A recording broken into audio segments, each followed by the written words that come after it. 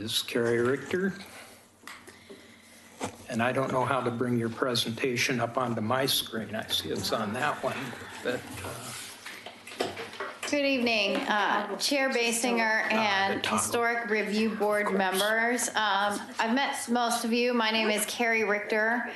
I am the Deputy City Attorney. I work for a law firm called Bateman Seidel, and my firm employs Bill Kabeisman and myself. I have been working with the city for a long time, more than 10 years, more than 10 years, less than 20 years. I don't know how many of you know this, but I have a master's degree in historic preservation. And I was a member of the Portland Landmarks Commission for 8 years and the chair of the Portland Landmarks Commission for 2 years. So I have a real soft spot in my heart for historic preservation, and I understand the work that you do, and it is very difficult work, and you deserve all kinds of warm, fuzzy hugs for this work because it's difficult, and I I acknowledge that because I've done it. But my job this evening, we're going to spend about a half an hour, 40 minutes talking about the process of reviewing land use applications that come before you. I'm going to give you some sort of, I hope, tips and ideas for how to review applications and sort of the things that I look for in reviewing them to sort of focus your thinking as you sort of open a staff report for the first time and go, geez, or, you get some comments from people and you go, geez, I had no idea, so how to sort of think about this and how to frame the issue. So there are a bunch of legal limitations on decision-making. So we're gonna jump right in with sort of the legal limitations on decision-making, right? And your job primarily is to sit as a judge, right? There is an application for a certificate of appropriateness before you to decide whether it should be approved or not, and you are the judge, right? You have to decide if the criteria are satisfied. In every hearing we have the disclosures. I don't know in HRB hearings whether or not Christina reads them or the chair reads them, but we have those disclosures that tell people what the process is going to be, and that's the process that is going to be you judging an application. So there are parameters under which you can judge, right? And so we have the federal ones, the United States Constitution, the United States Code. The United States Code is what contains the National Register standards. The National Register program is a program that is provided by federal law. And if buildings qualify for the National Register, then they come with certain guarantees that are provided by federal law. And that program has very little to do with what we do in reviewing a certificate of appropriateness. So we've got the National Register program. I mean, we do review applications for new construction in national historic districts, right? We review applications to alter buildings that are on the National Register, but that is by virtue of the local regulations and not by federal law, okay? Not by the National Register program itself. The next level of legal limitations we have are state limitations, the Constitution and the Oregon revised statutes. The next level of legal limitations we have in decision makings come from agency rules, and Department of Land Conservation Development and the Land Conservation Development Commission promulgate 19 statewide land use goals. The one you're most familiar with probably is Goal 5. Goal 5 protects historic resources as well as a bunch of other livability objectives like wetlands, like streams, like view sheds, and historic preservation is one of those goals. DLCD promulgates administrative rules that implement those goals. There are administrative rules that implement Goal 5 with regard to historic preservation. When that rule was first adopted, it required local governments to go and inventory historic resources. And Oregon City did inventory its historic resources and periodically updates those inventories. Those rules required that once you had identified and inventoried resources, you had to evaluate whether or not you wanted to preserve them, protect them, and we use the term designate them. So Oregon City designated certain resources. They designated individual resources, and they designated historic districts. Some districts are designated by virtue of being on the National Register. Other buildings are designated by bringing in a conservation district. The Kanema Conservation District, for example, is not a National Register. McLaughlin. Oh, McLaughlin, excuse me. Kanema is a historic district. National Register. Okay, sorry. McLaughlin is a local historic district, conservation district, which is a local designation.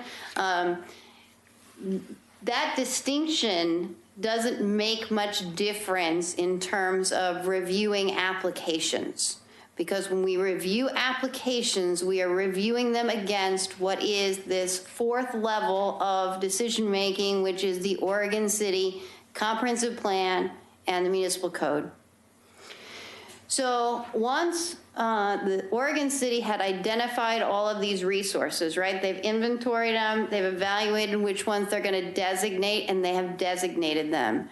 Once they are designated, then the question becomes, we've got to protect them, right? And we protect them by requiring a certificate of appropriateness when development is proposed. You propose an addition to an existing designated resource. You want to alter an existing resource. You want to build a new structure within a historic district. All of those things require a certificate of appropriateness in order to protect these identified resources.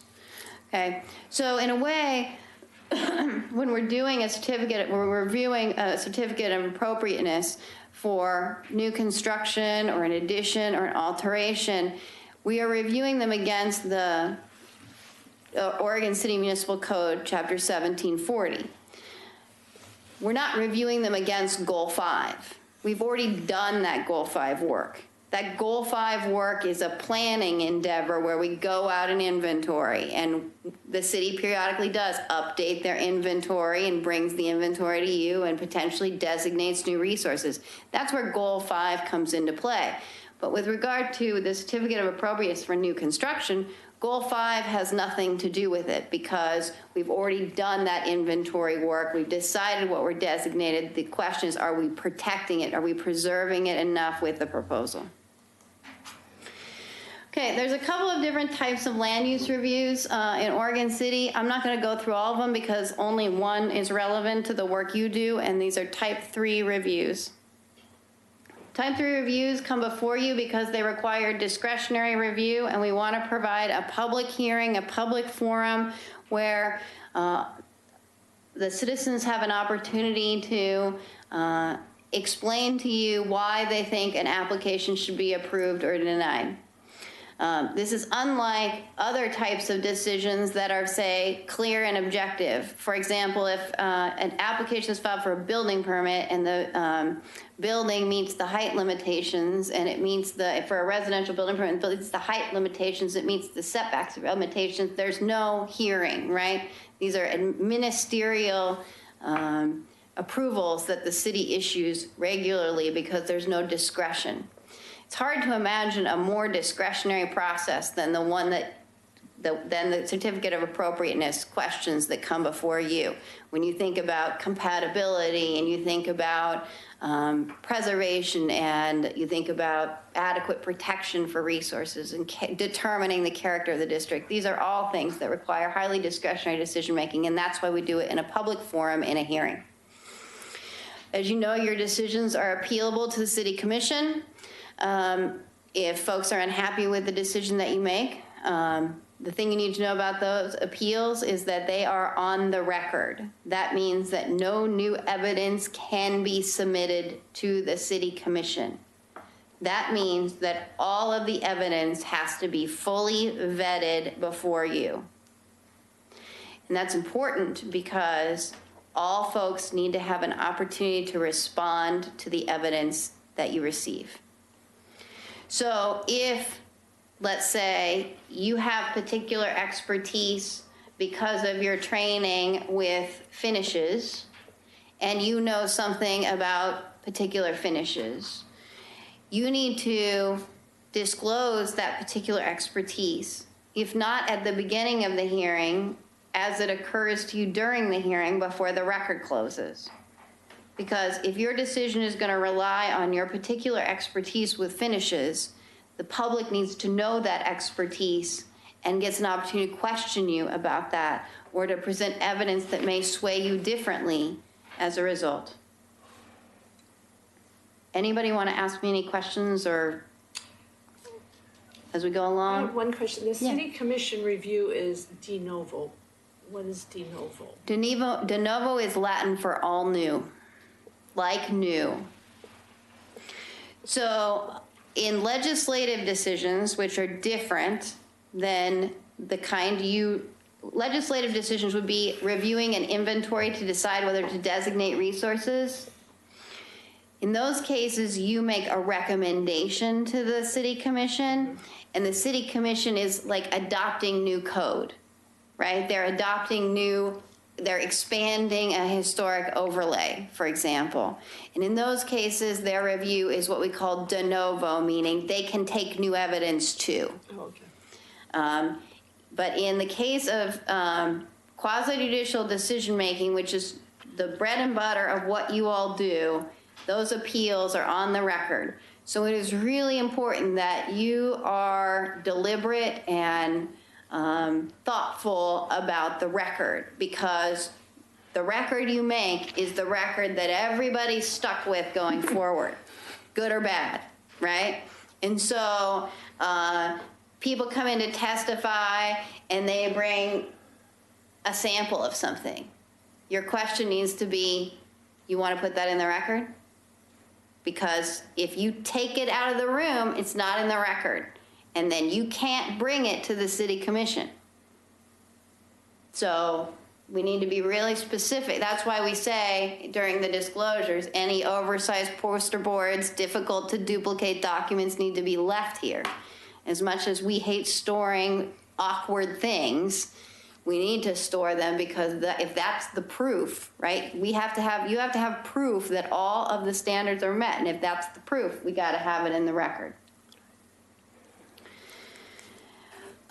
So I talked a little bit about quasi-judicial versus legislative decision-making. The big difference here between these two types of decision-making is that quasi-judicial decisions, you are applying the criteria to the facts. You're not making the law.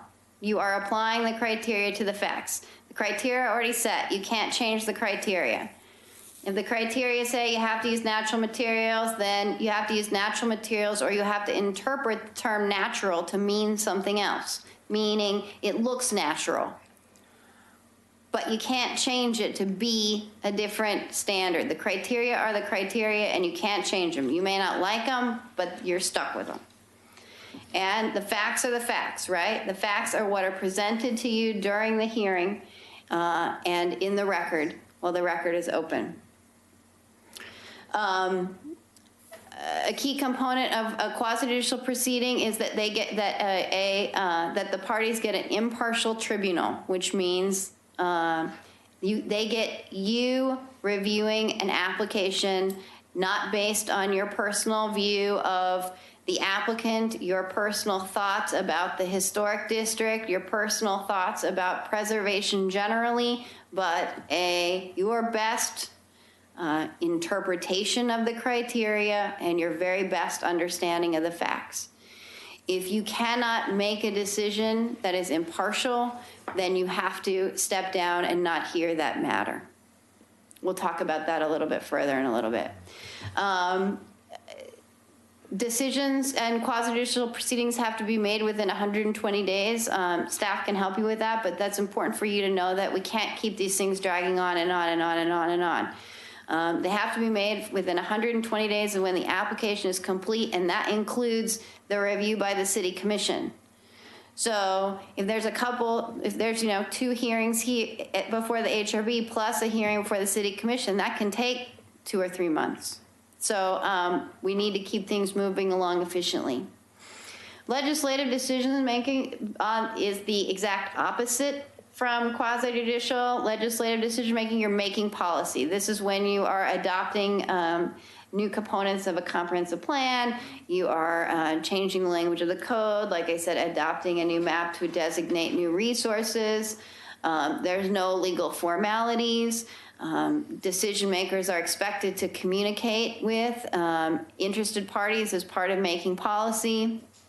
And we talked about what de novo review is, and there's no decision-making timeline because we want to fully vet the decision.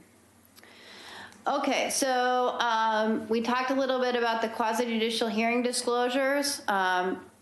In sum, those disclosures provide that a list of the applicable approval criteria will be provided, that a staff report is available, that testimony must be directed to the criteria, and this is one of those things that drives me crazy, is when you're sitting in a hearing and you've got all these people telling you what a good application it is. That is not, whether it's good or not, whether it's beautiful or not, that has nothing to do with whether or not the criteria are satisfied. The criteria relate to, like I said, preservation and protection of existing resources, and designing new construction that's compatible. It's from the 60,000 foot level. I understand it's much more complicated when you get down in the weeds, but requirement that you have to raise all issues before the Historic Review Board in order to raise them before the City Commission as well as to LUBA. LUBA is the Land Use Board of Appeals. That is the court that has exclusive jurisdiction over your decisions after they pass by the City Commission. An obligation to raise constitutional issues. The only constitutional issue that would come up, I think, in your review would be a takings issue. And so it probably doesn't come up very often. And then a right to an impartial tribunal. The impartial tribunal part is really critical, I think, for it's a critical requirement in order to have decision-making that is fair, and in order to have decision-making that evaluates the criteria based on what's written in our code. And part of providing an impartial tribunal is requiring that decisions be based on testimony and evidence that's part of the record. I talked about that a little bit, that you all are on this board because you have particular expertise with regard to historic resources. You all are out in the community and you are involved in the community with regard to historic resources, and that is to be applauded and not to be diminished.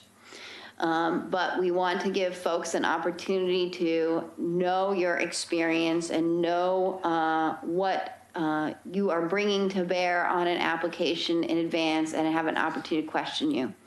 So this includes ex parte contacts. Ex parte contacts are conversations that you could have with regard to a particular application outside of the public hearing process. So this is someone comes up to you at the market and says, hey, have you heard that this proposal is coming up, and I want to tell you a few thoughts that I have about it. And those conversations are not prohibited under state law. If you have a conversation like that, or if somebody comes up and approaches you and asks you questions about an application that you have before you, it doesn't mean you're disqualified. What it means is that you have an obligation to disclose the substance of that conversation in the public hearing so that folks have an opportunity to ask you questions to understand it better and learn more about what information you may have gotten from that conversation. So you are certainly free to have conversations about applications that are before you, but the longer those conversations are, or the more fact-specific those conversations are, the heavier the obligation is on you to disclose it during the hearing. So My general advice is when people come up to you and ask you something about an application that you have before you, you say, I'm sorry, but we have an application before us, and I encourage you to come to the hearing, and I'd love to hear all about your thoughts about it at the hearing. Ex parte contacts can come in the form of an actual meeting, like the way things happen in the olden days, or they can come electronically. They can come electronically in the form of an email directed to you, or they can come in the form of social media materials, chit chat forums where folks talk about a lot of things, and sometimes you really reading along and they'll be talking about one thing, and then all of a sudden it jumps into an application that's before you. I mean, you sort of read the trail of the conversation, and then you realize, this is not what I thought this was going to be about, right? This concern about loss of trees all of a sudden turned into new construction in McLaughlin. You know, those chit chat stories sometimes take on a life of their own. And so that is an ex parte contact. Even though nobody said, Chair Basinger, I want you to read this, you read it, it is an ex parte contact, and you need to disclose it. And because tracking these things can be difficult, I urge folks that as soon as these contacts happen, intentional or unintentional, I mean, again, you are in the world, you are an advocate for preservation, people expect you to be involved in these issues, send an email to staff and say, take a look at Chit Chat today, this came up. Or there's an article about this in this, or I got an email about this. Just for those materials, once you forward them to staff, we put them in the record, and then they're just in the record, and then everyone has an opportunity to talk about them, right? And 9 times out of 10, this stuff is irrelevant. But you are sitting as the judge. We have to control the evidence and provide people an opportunity to respond to all the evidence, irrelevant or not. The other part about this is that an impartial tribunal is that decisions have to be free of actual bias. An actual bias is a predisposition rendering it impossible to make a decision based on the evidence and argument presented.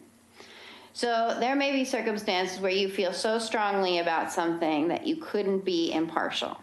For example, there are buildings in the city of Portland that I feel so strongly about that I couldn't have reviewed them because I felt so strongly about them. And again, that's a legitimate place to be.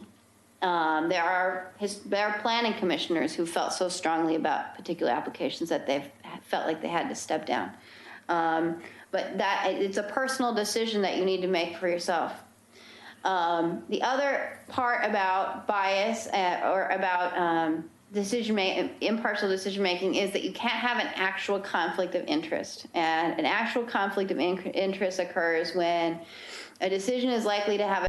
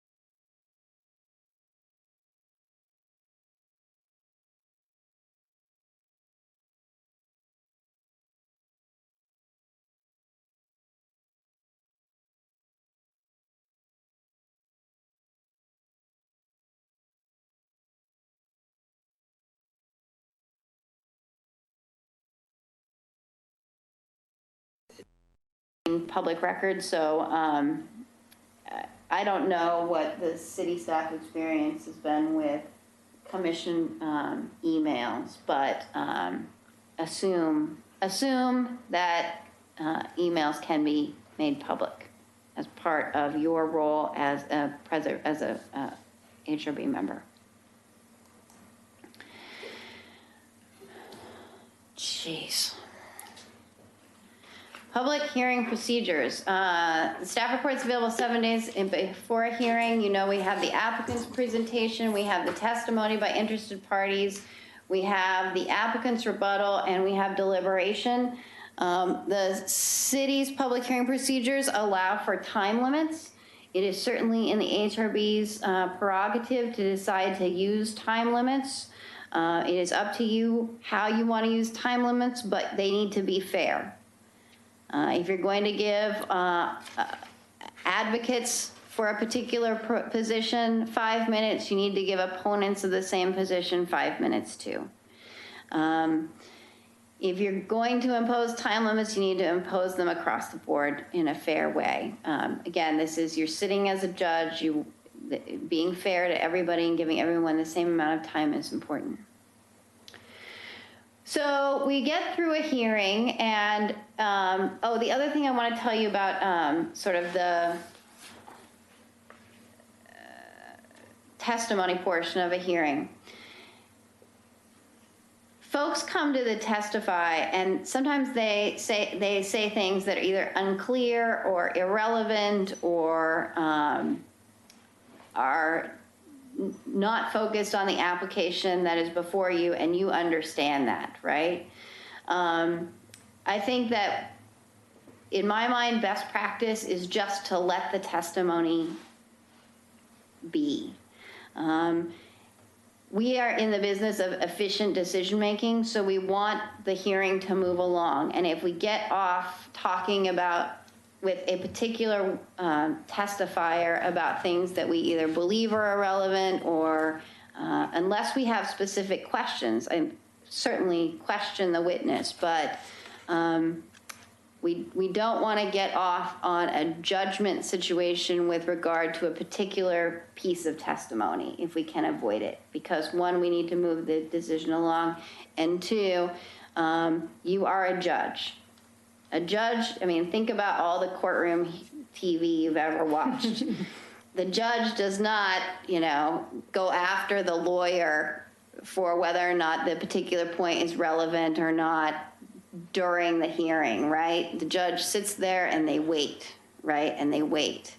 And you think about it, if you insert your opinion until all the evidence is heard, it calls into question whether or not you are listening to all of the testimony, right? And you have an open mind. You are to hear all the testimony and then make a decision based on all the testimony, and not to judge particular pieces as the hearing goes along. All right, deliberation during the decision. Okay, so you've heard all the testimony, you've got a staff report, you've got everything. You have a couple of jobs. The first job is to interpret the applicable criteria. And the applicable criteria we've talked about are the things that are in 1740. I pulled out 1740-060F. This is the new construction criteria to be used by the board in reaching the decision in with regard to a historic district or a site. The first criterion that you're supposed to consider is the purpose of the historic conservation district or historic district as set forth in the purpose statement, and I've included the purpose statements from 1740-010. And the thing that strikes me about these purpose statements is how ambiguous and general and broad they are, and about how it would be easy to make a case that most of these are satisfied in most cases. A couple of things that jumped out at me. The obligation is to effect and accomplish the protection of historic resources, right? So how do we accomplish that protection? We do it in a number of ways. One, we identify what it is we're protecting, right? We look at the historic district as a whole. We look at what what made the historic district significant, right? And then we talk about what it is, both from the greater historic district that made it significant, and then we get down closer in on the site, right? And we look at what contributing resources are surrounding the resource or what the proposal. And, right, what does it look like from the street? And we talk about layout, and we talk about access, and we talk about massing, and then we get even closer in and we talk about design, and then we talk about details, right? And so all of those things go together to accomplish protection in some way of the resource. But unless you know what the resource is, you don't know what you're protecting. The other thing about this purpose statement is it says promote the use of historic districts for education, pleasure, energy conservation, housing, and public welfare of the city. This suggests to me that we're not supposed to just hold these things in bronze and never do anything with them.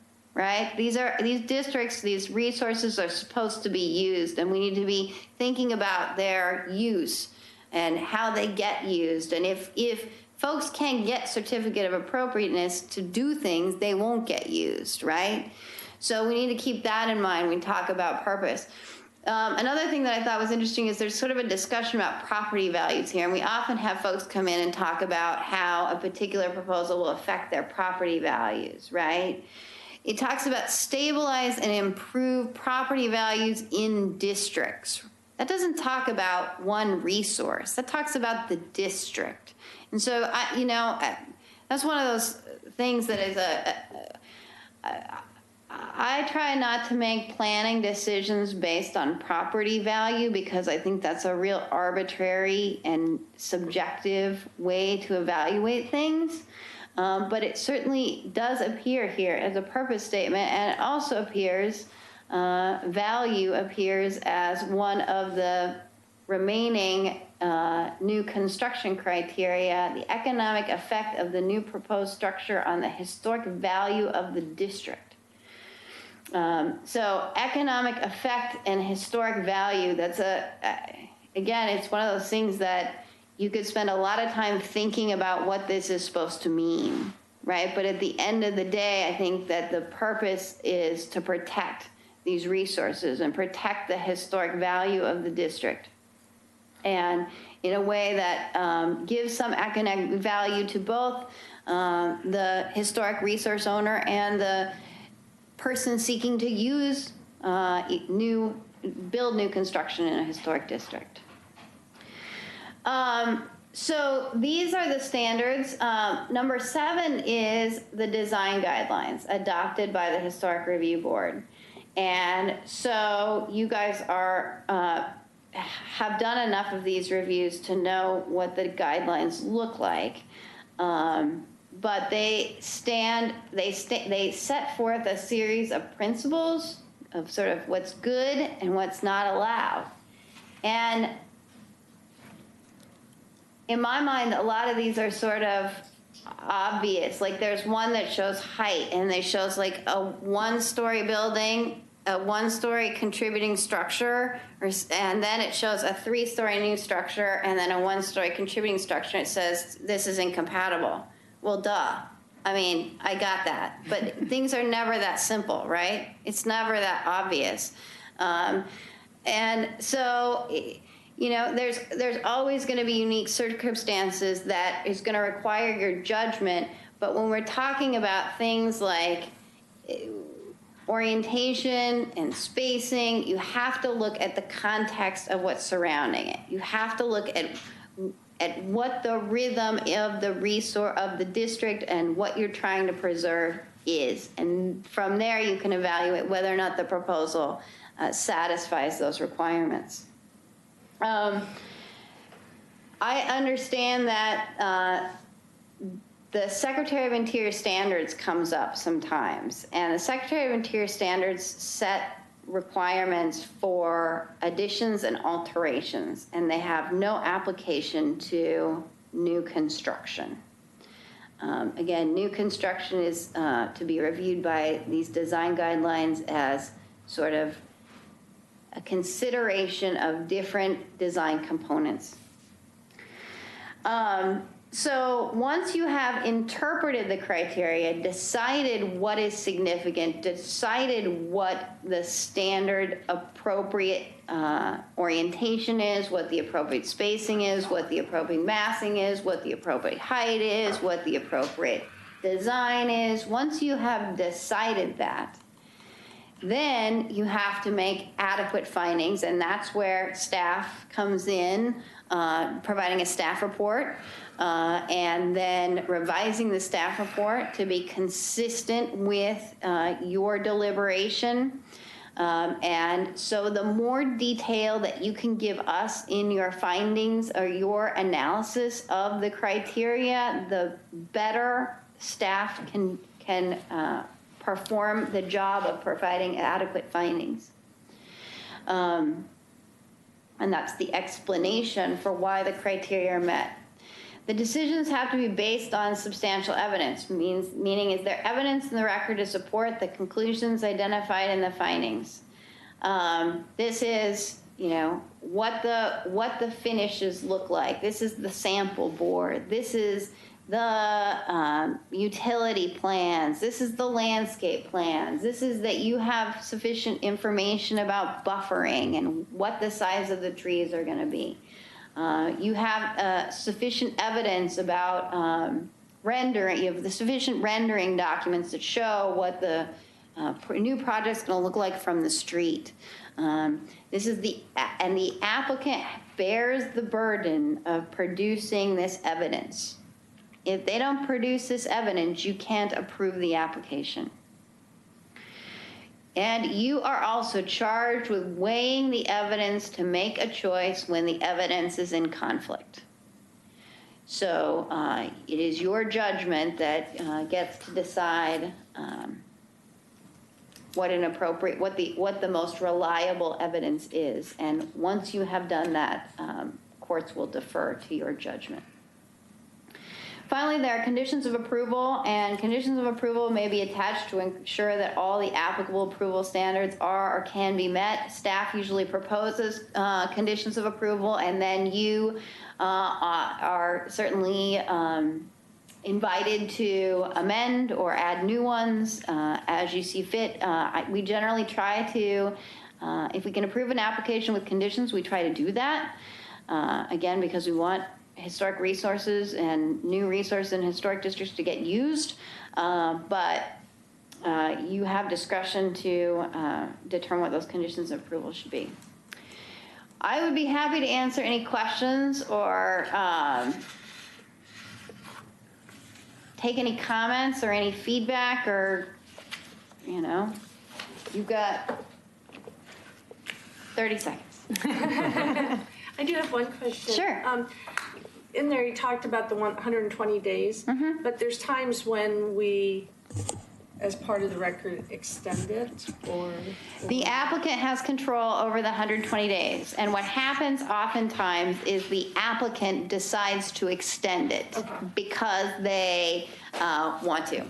Because they circumstances. Yeah, right. We can't do that. They have to be the ones that are willing to. And the thing I probably should have said, we were talking about the procedures. As you probably know, and we say in the disclosures, that at the initial hearing, any party can ask for a continuance, and they are entitled to it by law. It's only at the initial hearing. That's the very first hearing. Any party is entitled to a continuance, and in which case the hearing has to be continued, and you start it up at the continued hearing. To a date certain. To a date certain. There's another way to deal with that we call, where you can close the public hearing and you can do it by written testimony, but that takes 21 days, which takes longer really than coming back for a next hearing. So we usually opt for a continuance. Cool. Other questions? Riveting stuff, I know. It's exciting. Sorry. We appreciate your coming here and presenting that. Well, a lot of it was familiar. I mean, because I've been doing it, but it's good seeing, the reasons and kind of how it all filters down and makes sense. And I am always available to talk through anything, as is Christina or Kelly. So please don't hesitate to ask us questions, because things we might take for granted, we just are too close to it, you know? And you guys provide the new eyes and ears and for all of it. So we really appreciate that. So if I could add just one thing, just remind staff is a resource. So we are here to talk to applicants. We're here to talk to the Historic Review Board. We're here to talk to anybody that is looking for guidance or resource. So we don't have ex parte contact. And again, please, the only time you can reply all to the HRB is to say, I won't be at the meeting. So pretty much we try only contact back the staff member. There should never be a time where you reply all to any emails that have any content other than logistics.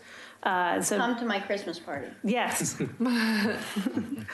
that gets a key, but reminded, if there's ever a question, call up staff and say, you know, I was reading the staff report and I'm confused here. What does this mean? And we absolutely will walk you through. And we do that with applicants as well as community members that call as well. So we're the opposite of the ex parte conversation. We have it with everybody. Thank you. Anyone else? I think then we will break for the next 15 minutes and reconvene at 7 o'clock.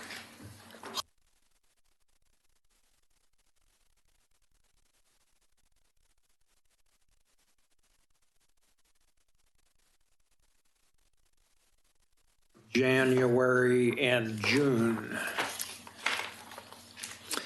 Have all members had the opportunity to review these? Mm-hmm. And I will ask then for additions or corrections on the January minutes. Starting with? Do I refer to you as Chair Basinger? You Is may. that how? Okay. I'm just looking and wondering, oh, I'm not going to be calling out commissioner names anymore. I'm saying board member or chair. These are all cooler names. I respond to a lot of different names. Well, thank you. I do have an addition to make to the January minutes. I don't think they state who was present. We took a look at the video just now, and it was, let's see, we had Claire, Derek, Ken, and Grant in attendance. Right. I just looked through the who did the minutes, or I mean, motions and stuff, so. Cool. So with that correction, are there any others that anybody noted? I can't remember a lot. But, yeah, I didn't see any glaring. So I'll move to approve the minutes of January 24th, 2017. With the corrections of the members that were here, board members. Is there a second? I'll second it. I was going to say, something to Board member Mann? I abstain Okay. since I was not there. Board member Metz? Aye. Board member, or Chair Basinger? Aye. And board member McLaughlin? Aye. And now we move to the June 27th meeting minutes, which are a lot shorter.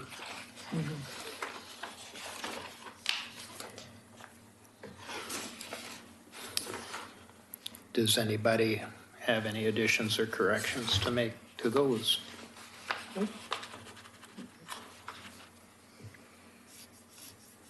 No.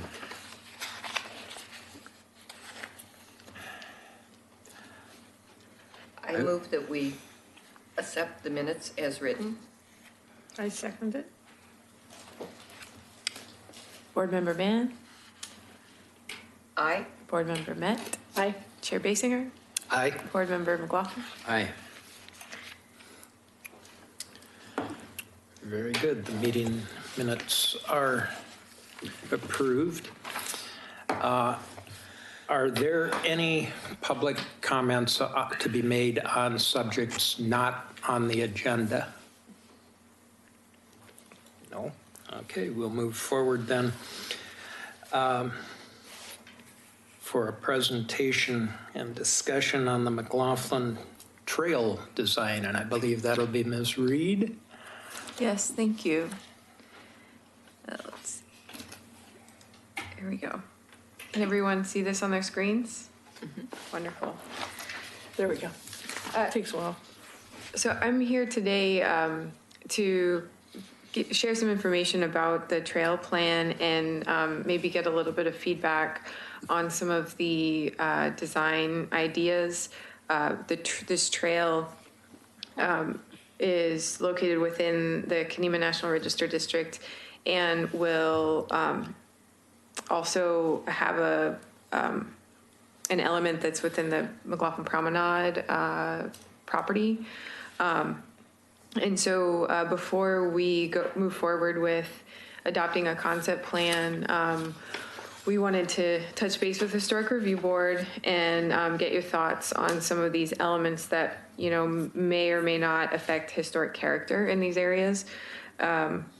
This trail plan was developed over the last several months with a group of stakeholders that formed an advisory committee. We had folks from the neighborhoods, both McLaughlin and Kenema, and representatives from various committees, and also staff with PGE, ODOT, and the city that were involved with this.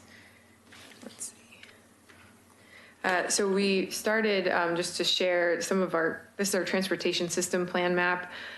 Shows a series of different projects that connect up to create a trail. And so this trail was anticipated many years ago in our Trails Master Plan, and then also in the TSP, shown with this yellow line here going through Old Kenema Park, connecting to some routes within Kenema, and then connecting to the promenade to the north. Currently, the conditions in that area are not really friendly to pedestrians. And so creating a trail through here for both people walking and people on a bike would greatly improve the safety and access between these two areas. There is a PGE substation right next to Old Kenema Park, and that's why PGE was participating. And then, of course, we have Old Kenema Park. The pathway there exists, but it's not really all that wide, and it's actually fairly damaged by tree roots at the moment. And then you have streets within Kenema. None of the streets in Kenema have sidewalks, at least on 3rd, 4th, or 5th Avenues. And so right now people walk on the street and kind of share that space with cars. And knowing that we won't get sidewalks in Kenema, we are looking at some creative options, and that's kind of why we want to talk to you. We did look at alternative routes that don't take you directly through the park or through Kenema. One of these is High Street to South End Road, which currently looks like this. It has a little bit of a shoulder that could be used for a path, but there are some constraints there. And then we also talked about using the boardwalk that is along the 99E corridor on the river side of that street. Here's members from the advisory group and some staff walking the routes earlier this year. We had just crossed 99E at Jerome Street and identified the need for a safer crossing there if this were to be the trail alignment. So we engaged the community through the advisory group, but also through an event called Greenway for a Day. We actually lined the trail with cones and balloons for a 4-hour period on a Saturday in July and invited the neighborhood folks to come and use it and then give us some feedback on their experiences. And so we were set up at Kenema Children's Park and at the Museum of the Oregon Territory, which were the kind of the beginning and end of the trail. And people, almost 80 or over 80 people came out with their families, their dogs, their kids, their bikes. Most of them walked, but we had some bicyclists. And we got a lot of great input that day. And we also had a survey that they took. And then we posted that survey online as well for people to, anyone within the neighborhood who has, walked through the area before could take that survey as well. We heard, what we really heard was, there's a need for safety improvements and that people really leveled Conema Park. It's kind of a hidden gem. And so that kind of made us lean more towards the options that included the route through Old Conema Park. So this was alignment. We considered three major alignments. This is one option that uses that boardwalk. The boardwalk is currently about 5 feet wide, and it's actually in not so great condition. It's needs a lot of repairs, and it's not really ADA, especially because of the staircase that takes you down there from the promenade, and then just kind of the bumpy old wood that's being used and some of the nails that are kind of sticking up out of that need to be repaired. So this one was popular because of the closeness to the river, but there were major challenges with that as well. Alignment B was the most direct route, kind of taking you along 99 in front of PGE and then through Old Conema Park and then on 4th Avenue in Conema. And of course, we're starting, you see the VFW is labeled there. We're trying to connect directly to the McLaughlin Promenade, right next to the VFW there.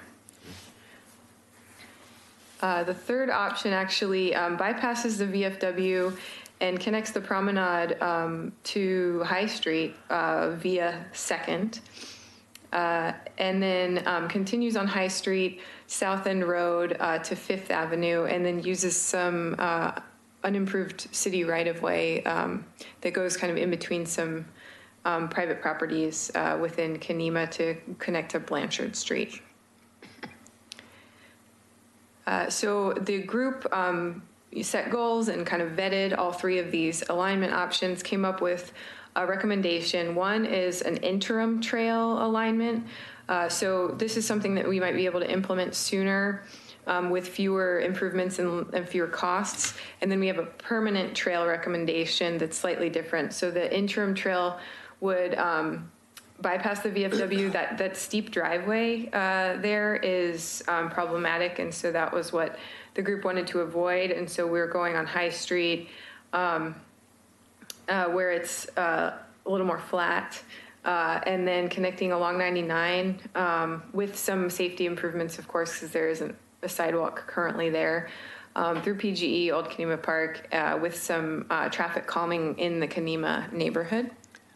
In the long term, we would make some alterations to Tumwater Drive by the VFW, actually closing off that left turn from 99 onto Tumwater, so that you wouldn't have cars shooting through there. And then potentially even moving the VFW driveway from where it is today to 1st Street, so that people would access VFW from High Street and 1st and go down into the parking lot there instead of coming on Tumwater. So that still needs some investigation, but it was one idea that we wanted to pursue. And then we'd have a crossing improvement at Tumwater and 2nd to get people safely through that intersection, potentially a flashing beacon. When redevelopment occurs in those parcels that are in between PGE and South 2nd, so there are 4 businesses there, 1 apartment building and 3 businesses. They're all zoned for mixed use, and so we anticipate that eventually they will redevelop. And in that redevelopment, we could include, a trail along the backside of those new new developments. And so the trail kind of goes behind those to avoid the traffic on 99, and then it swings up around PGE, and then continues on the same path as that interim trail did. And so within Old Kenema Park, we would be widening the trail. It might require a little bit of tree removal for the trees that are right next to the trail, with the roots that are kind of right now busting the asphalt up. This is an example of shared use path along a highway. It's something that we could accomplish along, potentially along that segment of 99E. So we have the trail kind of going behind the development, but in the event that it doesn't, and we have the permanent trail kind of out there along the road, then we would want some sort of separation, whether it be from landscaping or something a little more solid. And so we'd want some sort of separation like that. And then this is the area of the Promenade Park at 2nd Street, where we might have that interim connection. And so right now it's just grass. That might be something that our Parks Department would potentially want to connect with concrete. And so that, that because that's it's a National Register historic landmark, the Promenade. And so that would likely come before you, before we would actually build it, it would come before you as an application for review. And then within Kenema, this is kind of where we'd like most of your input. Of course, I'm happy to take input on all of this, but specifically within Kenema, we're thinking about certain treatments, avoiding, new curbs and sidewalks, but potentially including on-street markings. The arrows that are shown on the right with the little pedestrian and bike symbols, we actually spray painted those with temporary spray paint on, with it was chalk paint onto the streets for the Greenway event. And so we would be thinking of using something in that family of symbols to mark the streets as a shared space. It probably wouldn't look exactly like that, but that would be an example of something we could use. Visual narrowing, the picture below the list of items there is narrowing of a street by using, landscaping and curbs. We can accomplish something similar with paint. Of course, it's not going to stop a car from driving over the paint, but just psychologically it narrows the street, and so maybe would get people to slow down. Wayfinding signage is another thing that we would, that the group preferred within Kenema to kind of help people get around, and also announce that, you're in a historic district and, watch out for, this is also a trail. Potentially adding a couple more stop signs at some of the intersections, and then potentially adding speed humps. The last two things were not necessarily a priority for the group, but they would be kind of second on the list if the first three items didn't really do the job to calm traffic enough. The other thing that we're pursuing in Kenema is changing the speed limit to 20 miles per hour. There's a new state statute that allows us to do that. Previously, we had been, it was state standard 25 miles per hour, and you can't change it on local streets. But when you have now, with the new law, if you have a designated bike route or pedestrian route, and you have a certain traffic count that this actually would meet, then you can reduce that speed limit to 20. And so we would be pursuing that as well. And I pulled the one page from our guidelines for new construction that talks about public improvements. Certain things are not allowed, and so we're trying to avoid those things, but make sure that we're in the good example column there.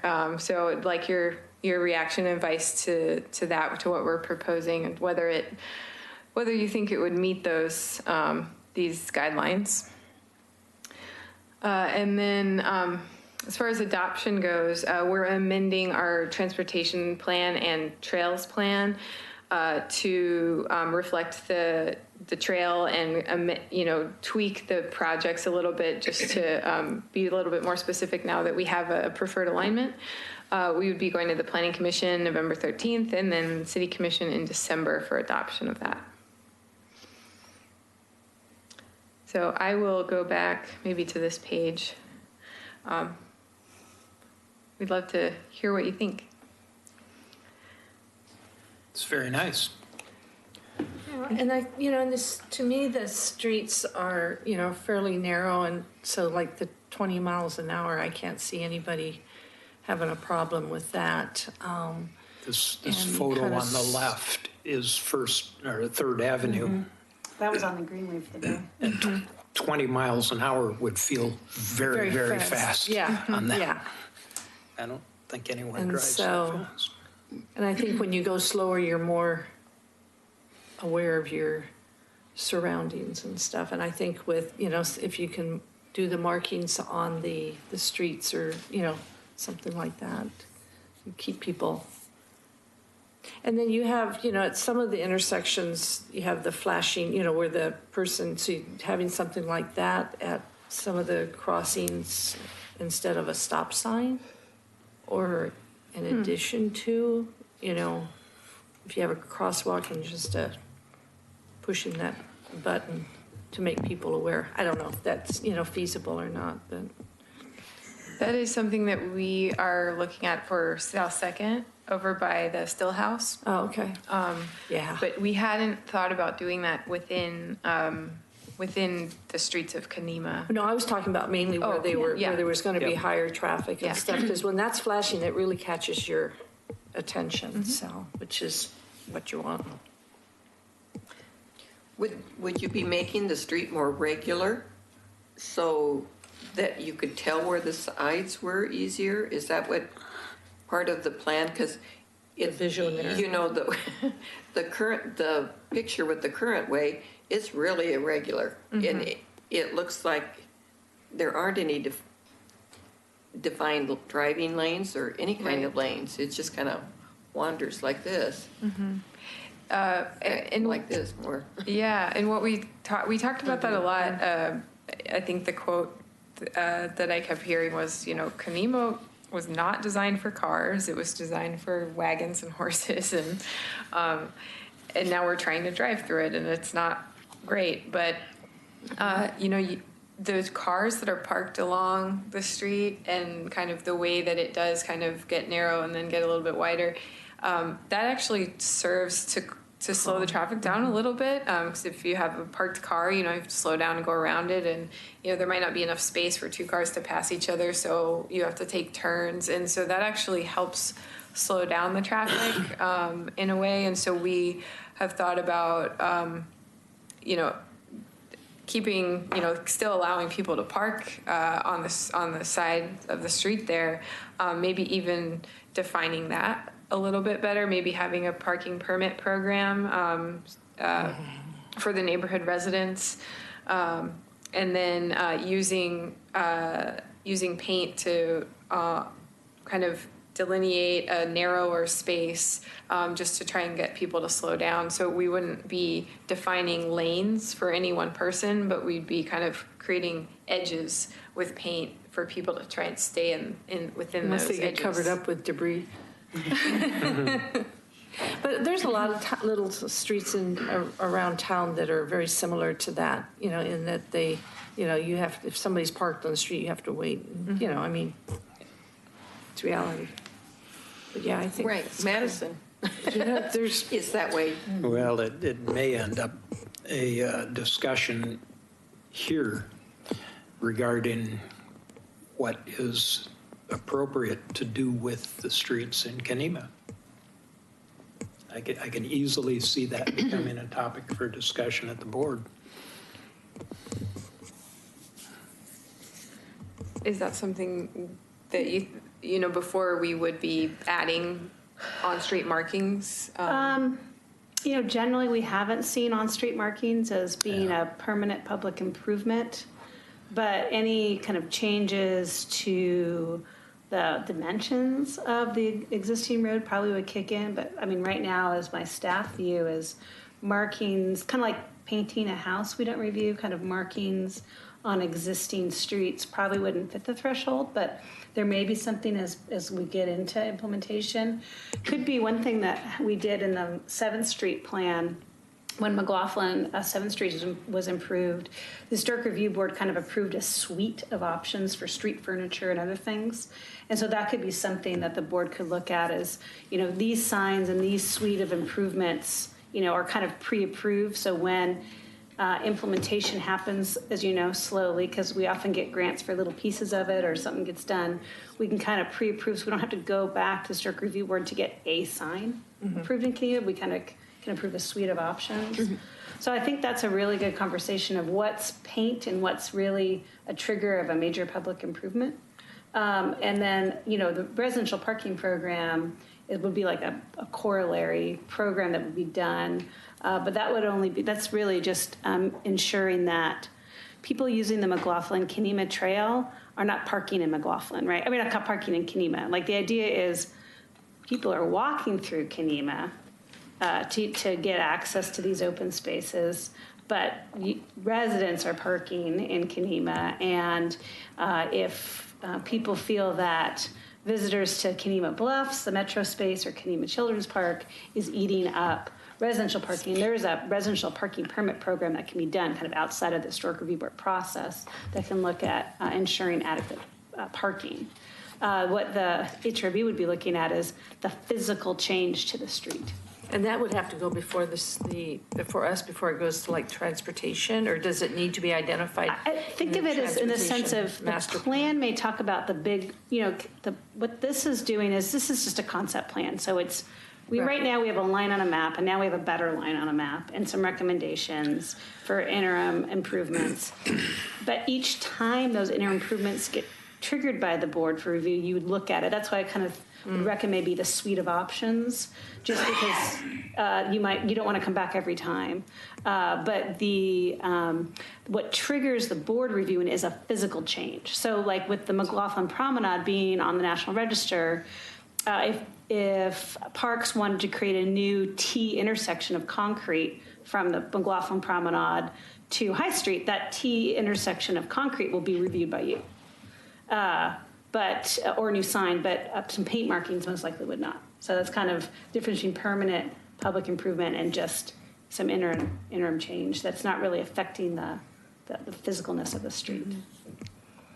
So I think right now Kelly's looking for kind of just general guidance as this master plan is adopted, and then you will get the say when each kind of development application comes in for any improvements. But maybe I'll pass it back to Kelly for a second, because like a lot of things, we make these plans and then we figure out, well, how are we going to do it all at once? Are we going to get grants? How are we going to do interim access? How are we going to do improvements? So I may send it back to you for a second just to give a context of if this gets adopted in January, now what? Yeah, we do have a few things that we can start on right away, including closing off that Tumwater Drive turn, working with ODOT to talk about changes to Highway 99E and working with PGE.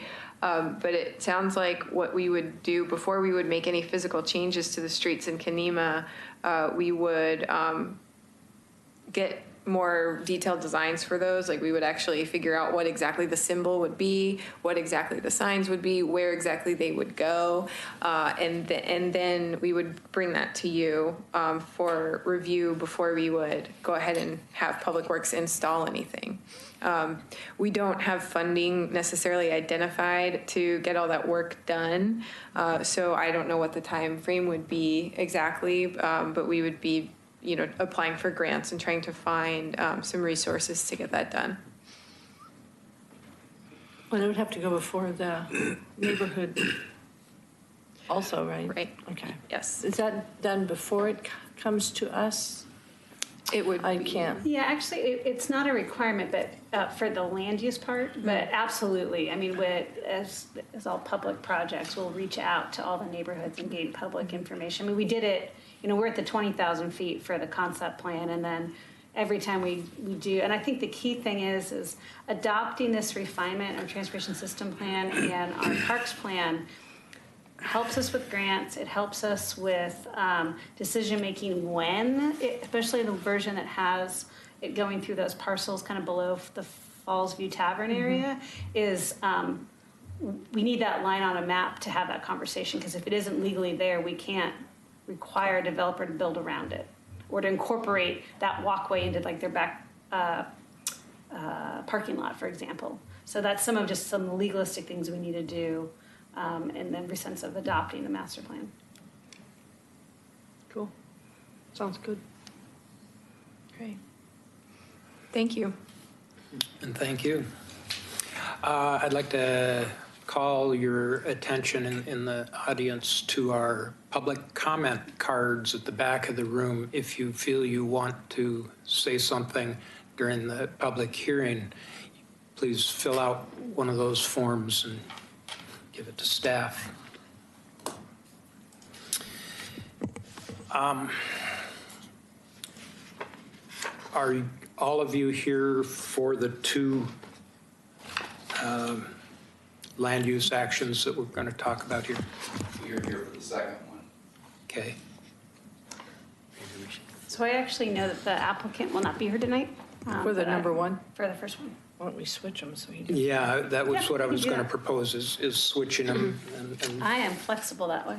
okay.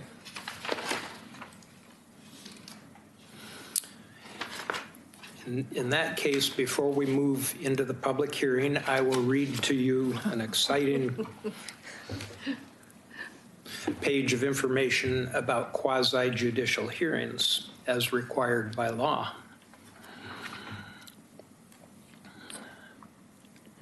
Two public hearings will be held tonight on land use applications. A staff report has been prepared for each application and has been made available to the public 7 days before the first public hearing. The staff report identifies the approval criteria that apply for each applicant's proposal. Staff has analyzed the criteria which are contained in the staff report. The quasi-judicial hearing procedure that the commission will follow is set out in state law and by the Oregon City Municipal Code. The hearing procedures steps are shown on the chart on the wall. Steps 1, 2. Anyone wishing to speak should fill out a speaker's card and give it to the planning staff before the hearing. Speakers will proceed in the order in which their card is received. You should fill out your address on the card so the city will notify you of its final decision. For the public record, please begin all testimony by stating your name. Testimony and evidence should be directed toward the applicable approval criteria. If you believe other criteria apply in addition to those addressed in the staff report, identify and discuss those criteria and explain how and why you believe they apply to the application under consideration. A person may submit any written material while the public record is open on each application. Any written materials received by the city staff during the time period in which the record is open will be placed on the public record. Written materials submitted during the public hearing must be presented to city staff in order to become part of the record. If a person intends for PowerPoint presentations, oversized poster boards, reports, pictures, or other exhibits used in their oral testimony to be placed in the record, copies must be submitted to city staff while the record is open. If they are not given to staff, they will not be included in the record. Any person wishing a continuance to present additional information or evidence and testimony, or to keep the record open to respond to new evidence must make that request before the public testimony portion of the hearing is closed. If the Historic Review Board makes a decision with which you disagree, any issue that you may wish to appeal must have been raised for consideration of the City Commission or LUBA or both. without raising the issue on the record with sufficient specificity and accompanied by statements or evidence that the city and all parties can respond, the issue will not be deemed appealable to the State Land Use Board of Appeals. In addition, the failure of an applicant to raise constitutional or other issues related to the proposed conditions of approval with sufficient specificity to allow the local government or its designee to respond to these issues precludes an action for damages in circuit court. And now with that, we will, I'm looking for the number. We will move to HR 1709 and open the public record there. I want to first ask members of the board, first, have you visited the properties? Mm-hmm. Yes. And do you have any ex parte contact or potential conflicts of interest?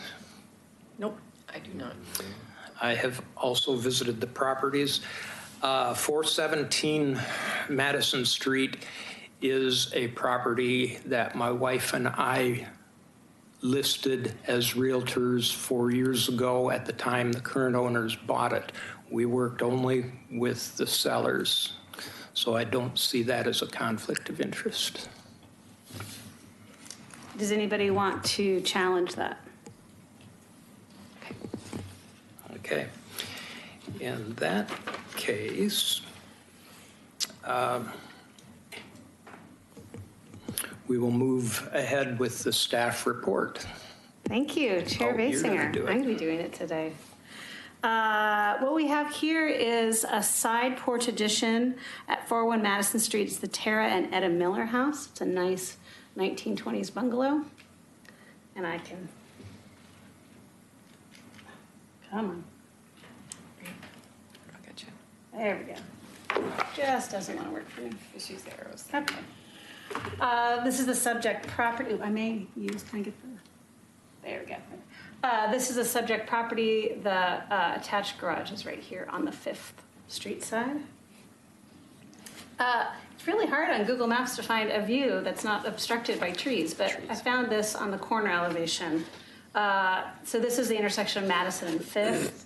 You'll see there's kind of a double gable front porch and then the front of the house. This is the existing attached garage in question. The applicant actually came to me last month looking at repairing the existing deck. It's an exposed wood deck on top of the garage, which often happened. Most likely this garage looks either built at the time or soon after. And then as often people find spaces that they want to create the decks so this deck was probably done sometime between the 30s and the 70s. This probably wasn't the first deck on the site. So the applicant came back and wanted to replace the decking on top of the garage, but they wanted to actually this time provide a covered porch to provide some weather protection. And unfortunately, I was not able to do that as a staff because even porches are considered additions to home. So I did work with the property owner, with the applicant on kind of explaining how staff could approve the new railings and the new decking and the stairs, but the actual covered porch would have to be reviewed by the Historic Review Board. So the applicant is actually working right now with our building division, and when he hears from the board tonight, he would like to come back to the building division in the morning and continue onto the porch part if the board moves forward to approve. So this is there. So this is what the applicant has submitted. He's proposing new stairs, new porch decking, a very simplified covered porch. Right now he's showing composition shingles, and while it's not, it looks like it's not shown here in the CAD drawing. He's indicated that all of the railings will be top railings and bottom railings with the balustrades in between. So I did write that on the condition of approval, just in case it, it just wasn't evident in the CAD, in the design drawings. There is also a question here if this was a knee brace. I'm going to leave it up to the applicant to comment. Denise McGriff of the McLaughlin Neighbors Association did identify that there's no knee braces on this house, so it does not make sense to add a knee brace to a side porch addition. This kind of brace right here, I'm going to have the builder talk a little about. I think it's actually part of the support structure to keep the actual kind of simple porch. So I'll let the builder move up a little bit, but I would like to add a condition of approval that just reiterates that knee braces are not appropriate for. Those aren't knee braces. They aren't. Okay. No. I just want That thing up there, that. right there, that's a Yeah. beam with like a little post sitting on Okay. the cross piece. And then those are the beams that are coming yeah. out right there, Yeah. right there Yeah. on the side. So those are just posted beams, but they're not knee braces. Okay. I didn't think so, but I just want to reiterate, and that is the case. I do agree with that.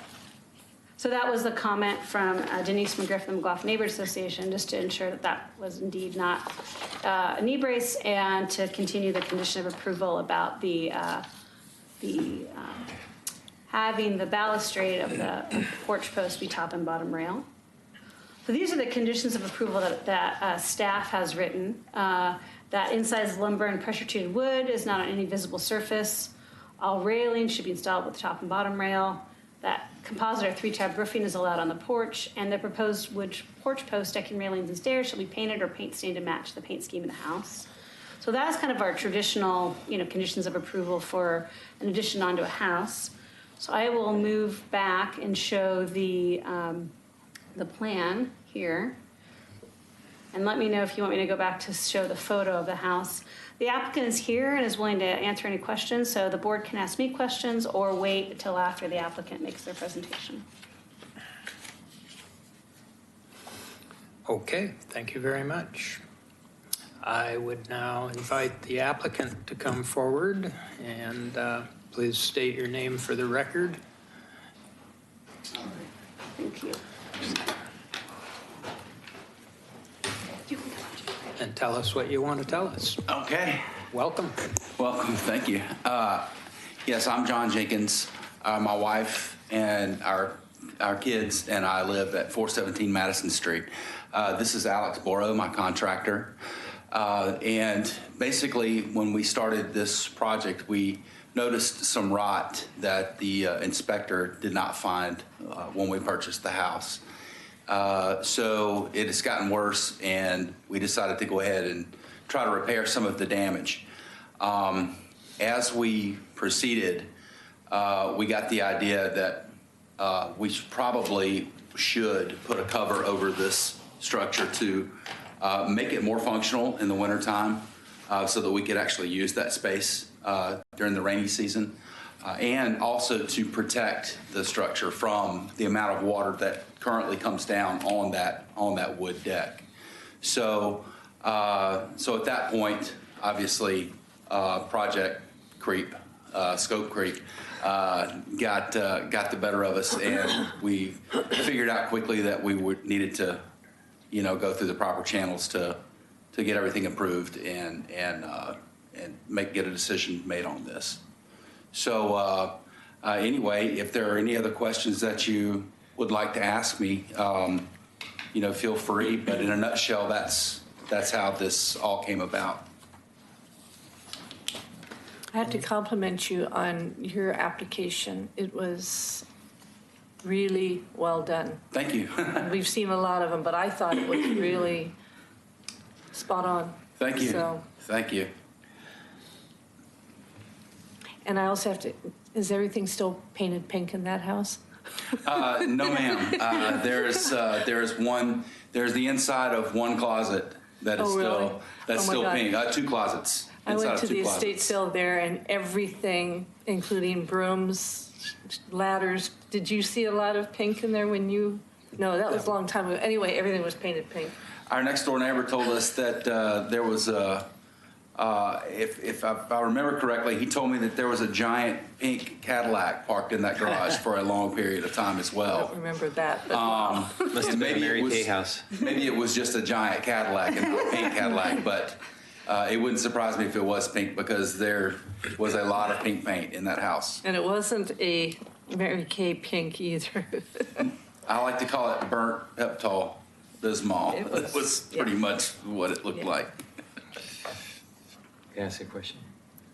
I totally get what you're doing, and it makes sense. I mean, but you would keep the two roof lines in the same pitch. Absolutely. Yes, So we don't know what the existing house pitch is. I believe it's a 712. Because Yeah. these two pitches are different, the way they're drawn.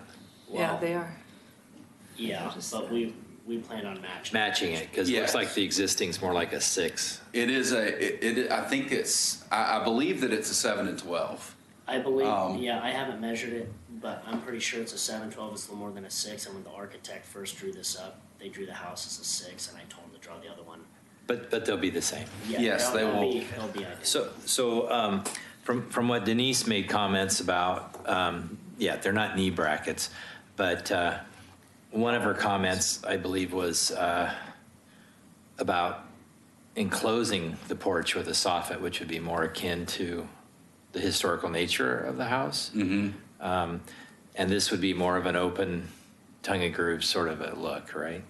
That kind of, Right. that's what's on the underside. Yeah, we were either gonna do tongue and groove, just, we could just do tongue and groove all the way up, or we could soften it where the collar tie is there. Right. And do that. Could you bring that collar tie down a little bit more Yeah, I'm and sure we create? could. So I'm only asking from aesthetics that if you brought that soffit down to where the post and beam is, that you'd get better coverage, better weather coverage, and then if you had that soffit there, it would be a little bit more matching to the front. Not like you're trying to copy it, Sure. but you might get better weather coverage, and it would actually look aesthetically better. But Okay. you could even bring that down and match that gable front with the house. You could put a cedar soffit or a tongue and groove painted soffit, something, but everything else looks cool. Like, it's pretty clear your baluster is not down on the surface, it's elevated. Yes. But I don't know, is that something that you would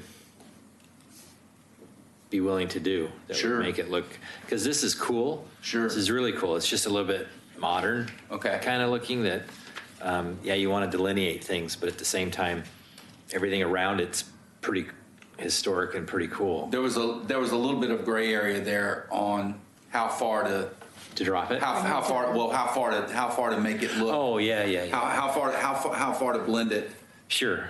or to delineate it, as you said. Yeah, and that's one of those tomato things, but Yeah. I don't know if anybody else has a comment on it.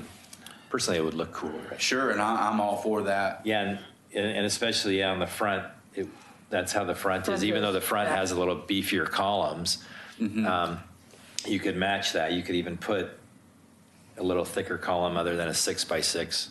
The front of the house, or you're talking about the front of the house?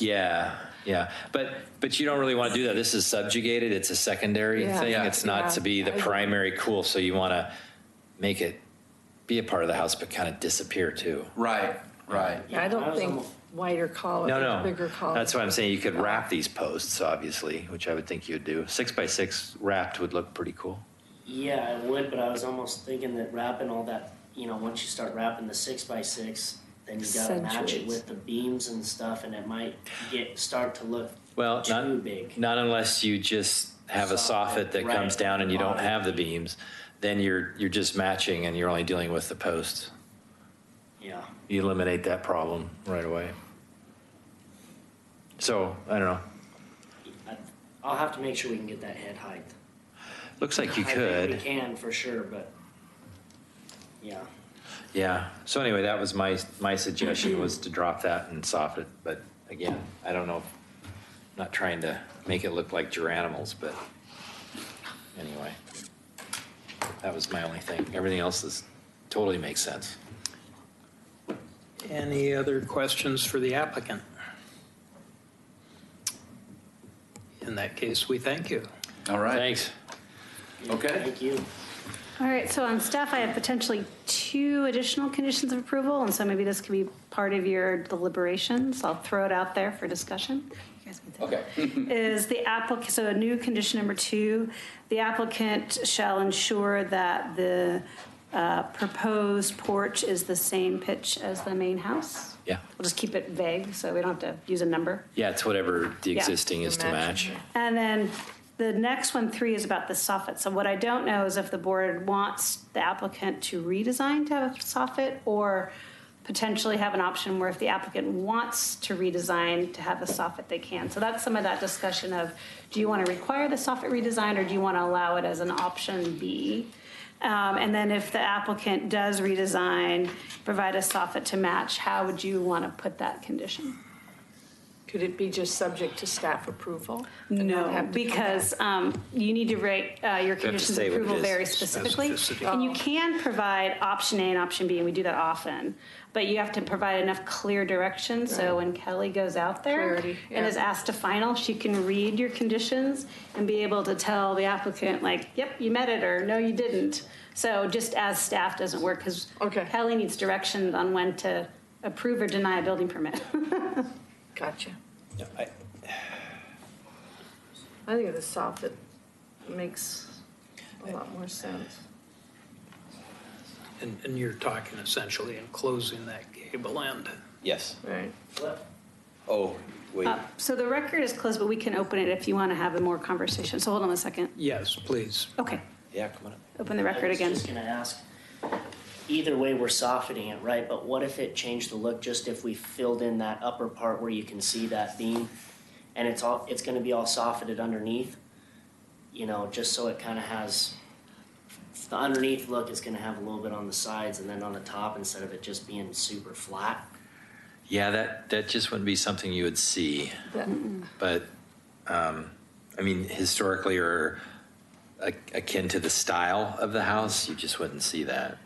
Okay. And to me, it looks like they stopped prematurely. You know, I think going down, Yeah, I think if, and I'm not trying to add cost or incur cost or anything, No, but I'm I- also thinking if you do this, it might cost a little bit, but you wouldn't have to have exposed beams. You wouldn't have to worry about collar ties other than, you know, you'd come out this way and then you could soften it. It's 6 1/2 dozen the other, but from the aesthetic point, it wouldn't look right. I think softening down. Okay. Your head height would still be the same. I see this as a sitting porch as much as it is a functional entry porch.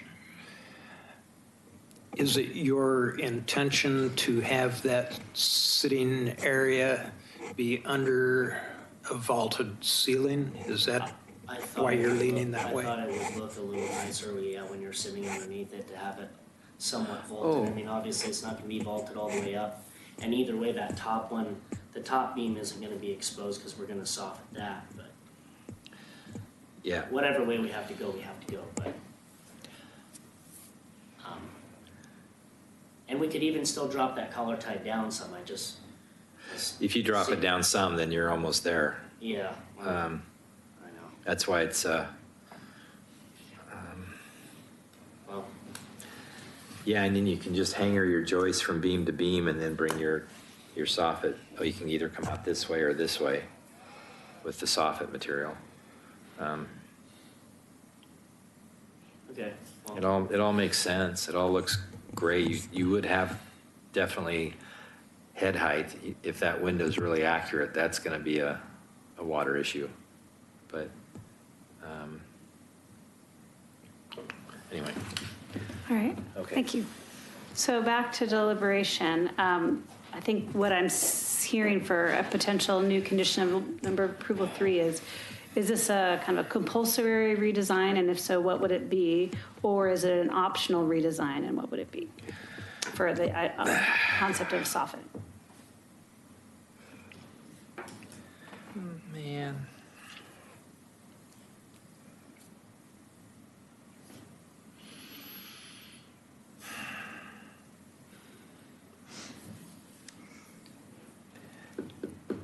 I don't know.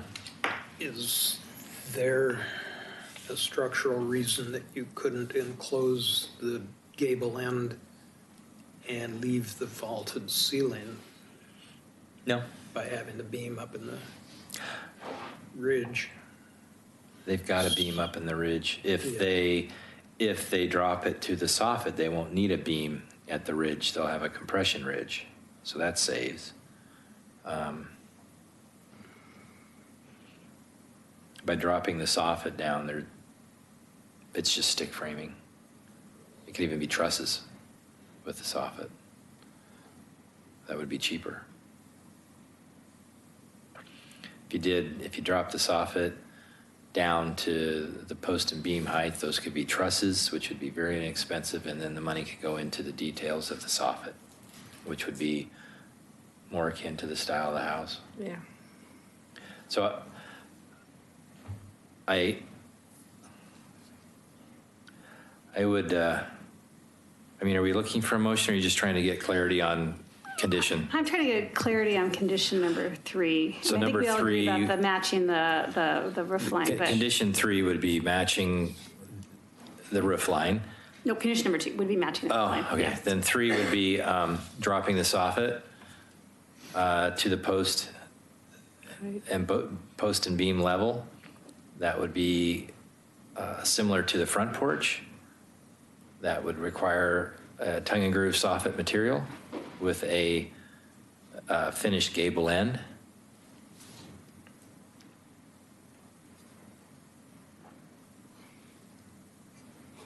And I think in the long run will be less expensive and will look to the aesthetic of the house and in keeping with the architectural character of the house. So that would be that third condition. Okay, so prior to, actually, well, they already, so the applicant shall drop the soffit to post and beam level, similar to the front porch, and, sorry, I can't read my handwriting. The soffit material will be, ensure that the soffit material is finished with, sorry, excuse me. Drop the soffit to the post and beam level similar to the front porch with tongue and groove material. Soffit material will be finished to match the gable end. Did I get that? The soffit material will be a tongue and groove, but Yeah. the gable end will be finished to match the existing siding of the house. Okay. And that is a compulsory condition, not an option. Yeah. Okay. But I don't see why they should be able to go in tomorrow and get a permit Yeah, and yeah, we move can do that. forward.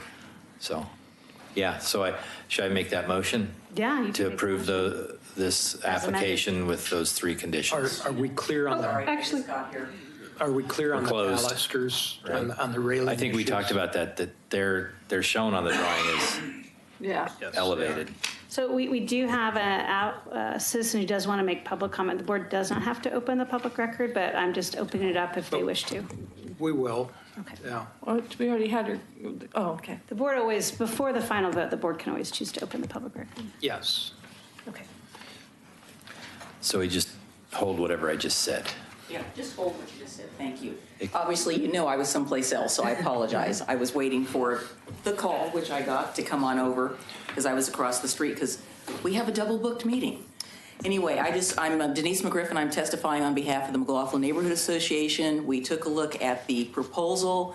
I had contact with the property owner, and basically what I told them was that it looked pretty good, and I would go by and look at the property and make sure that everything matched up. And so my only comments that I submitted were the fact that the gable end there with the little bracket and the bar across, if that's a bar, again, it was very small. If you look at the front elevation, and since the front elevation and the street elevation are very visible, that there isn't a gable end like that on the front part of the house. Otherwise, we thought it was great. It looks like the railing and the balustrade are top and bottom the way they're supposed to be. And I think it will definitely be, the neighborhood association thinks it will definitely be an improvement, and it will cause the property owner to not have so much more maintenance. So basically, we recommended approval of the request subject to removal of the bracket end. So that's it. Yeah, so just FYI, It wasn't a bracket, and we talked about dropping it down and Yeah. all those things. I can only go by what's submitted on the plan. Yeah, no, Yeah, everything so- you're saying is Okay, spot thank on. you. Thank you. On the front elevation, they have the return gable. Right. I think, even though that's what it is on the front, I think keeping that off the side, just keeping it simple. Yeah, I wouldn't put makes it it there. as a subsequent, same with the balustrades. And I mean, the that could be a thing that delineates, hey, this columns. is a little different. Exactly, Yeah, exactly. sure. Yeah. Yeah, because it has the return on the main gable as well. So, Keep okay. it simple. So I think we can go back to what Mr. McLaughlin was about to. You were about to make a motion. Make a motion. Actually, you know what? We always have to give the applicant an ability if they want to make any comment. Oh, yeah, rebuttal, right? If the applicant wants to make any rebuttal comment, it's just a part of our process. We've opened up the record for the Neighborhood Association to comment. You have the option to comment or not comment. I have no comment other than to say thank you. Oh. Yes, I have no further comment other than to say thank you. Thank you. And thank you. Should I start it? You could go for it. So I should make them, what the fetch is it?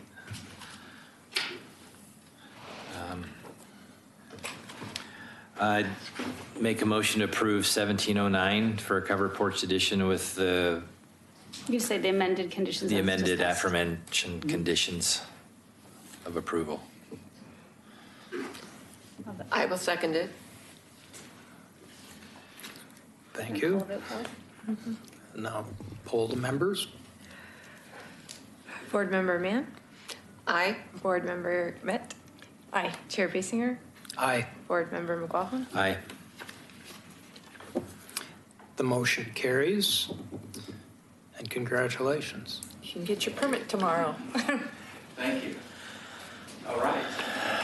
Thanks. As a young We kid. move now to HR 1708. But where can we go with that without the applicant present? I know. They're fine. They indicated they were not going to be here tonight, and they were fine with that. Okay. Can I ask a question? Yeah. We approved this, what, 3 years ago? And 2 years ago. was it 2 years? So 2 was and a it half. I think 2.5. like on the tail end of whenever I was here or something like that? Yeah. So, okay.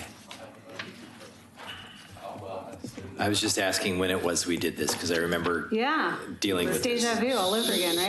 So that approval has expired. So, Chair Basinger, I don't think you have to do the beginning, but you still have to do the ex parte contact and conflict of interest. Has everybody visited the site? And does anybody have any ex parte contact or potential conflicts of interest to declare? Nope. No. Nor I. I have visited it. No conflicts. And we'll move to the staff report then. Thank you, Chair Basinger. So this is actually the third time this office proposal has been in front of the Historic Review Board. The first time, it was at a little bit different design. So the version you see here tonight is the second version of this design. HR 1708 was originally HR 1503, and it was approved by the Historic Review Board as well with the companion site plan design review. The applicant was able to get an extension on the site plan design review and plans to move forward with construction, but they were about 2 months off of the expiration date for the Historic Review Board approval.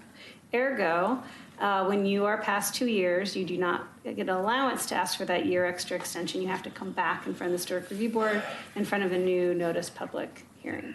So this is the exact same application that was in front of the board 2 years ago, and I think we're going to talk about the exact same issues, though if the board members want to bring up additional issues or we want to have different conversations, times change, we have different interpretations, I think this is the time to do that. Just to provide a little context to you.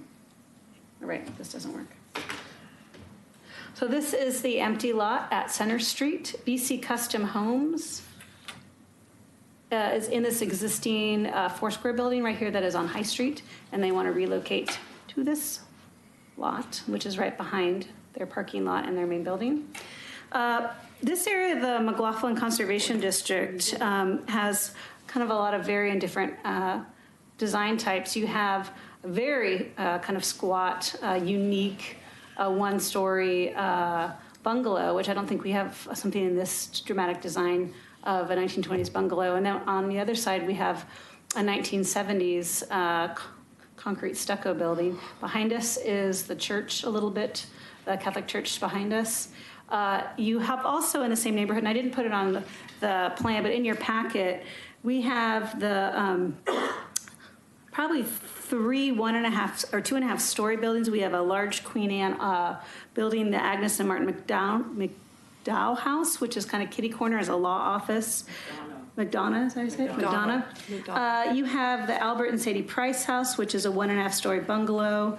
You have the C.I. Stafford House, which is a 1.5 story bungalow.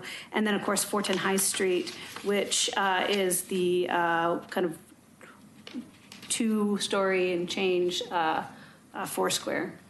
So there is quite a difference of building types in the area. This one happens to be a very short building, but it's not it's really actually more the exception than the rule, I think, in this area. So the office building would be front off of Center Street, and then there would be parking access in the rear. This is a streetscape, so you can kind of see the difference in the smaller 1920s bungalow here. Then this is the McDowell House, the Queen Anne that's right here, across the street on 5th. The applicant has proposed kind of a Queen Anne vernacular look to the office building. You can see the layout. They provided fiberglass windows. There's a condition of approval that requires them to be Marvin integrity or equivalent. The hardy plank siding is looking at smooth siding as well as the smooth hardy panel frame and the scallops, the scallop fiber shingles here. There is some turned wood posts, which are proposed, and I know Ms. McGriff has some comments without the McLaughlin Neighborhood Association. I think last time staff did not, so I'll leave it up to the board to have that conversation. This is the rear, so you're in the parking lot looking at the rear, and then this is the side elevation as you kind of drive in into the parking lot. And that's the elevation closest to the historic 1-story bungalow. So the McLaughlin comment was they continue to support the construction, sorry about the misspelling, of the office building. However, we feel the column should be increased in size to be more proportional with the size of the structure and the long roof line. And I did let the applicant know about that comment, that may be a condition and that they were okay with that if the board did feel that they needed to redesign the porch, the turned porch posts. The other piece I wanted to bring in the conditions of approval is the Oregon City Municipal Code 1762, which is our site plan design review code, requires a 10-foot massing on the ground floor for commercial structures. However, the Historic Review Board is able to make findings to support a modification. And in this situation, the board did that 2 years ago because a 10-foot height limit would not necessarily be appropriate for this type of residential architecture for an office building. And so what the findings the boards are allowed to do if these conditions of approval are added, that when that will support the previous approval, which did allow that height to be reduced. And so the board did that last time, and those conditions of approval can maintain in the site plan design review. So that is one thing the board should do if they believe that that is something that is should be required to make the ground floor more historically appropriate in massing and size. And then, I'm sorry, when I pasted this, the PowerPoint decided to renumber any of these. It's condition approval in 1, 2, 3, and 4. So I apologize for the PowerPoint. These are our rear, number 4. the fourth I, are our traditional conditions of approval, as well as all of the material that have been spec'd out in the applicant's material spec sheet, which I can go back to right there. Can I ask you a question? Yeah. What is the height, the current height of the first floor? It's, as proposed, I believe it's 9 feet. 9. Yeah. And so they're proposing the height they want, not the height that the code wants them to be. And that's what was approved? And that was approved last time, correct. So